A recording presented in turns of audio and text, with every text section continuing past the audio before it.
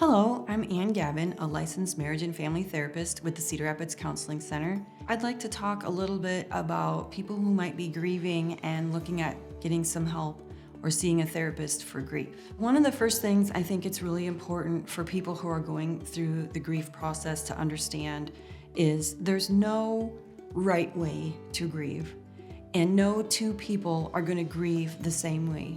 So even in a situation where a husband and wife may have lost a child, they've had the same loss, but they're grieving their own separate ways. And it's important for anyone to realize that it's okay that you're doing it the way you need to do it. A lot of times when a person experiences a loss, they're really struggling because the people around them always want them to be okay. And they never feel like they have a place where they can go and just talk about that loved one that they lost. That's what we try to create for you in therapy, is a place where you can talk about that person all you want. You can talk about their memory. You can talk about things you miss about them. You can talk about the way people are treating you. You can talk about what you need from others.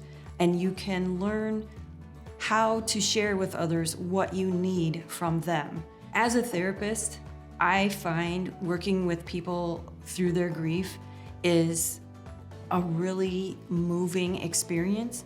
I have several clients that are going through this process right now. I am very comfortable sitting with someone who is right in the throes of it, and I understand the deep, dark hole feeling that there is, and it goes away. You just have to give it time. And I understand that it's such a cliche to say that, but it really does get better with time. When you're willing to share with someone your feelings, it helps take that burden off just a little bit and makes it so you don't have to carry it by yourself anymore. I want to encourage anyone who's maybe seen a therapist before, whether it's for grief or any other issue they might be having, that if you didn't connect with that first therapist, that's not your fault. It just means that person wasn't right for you.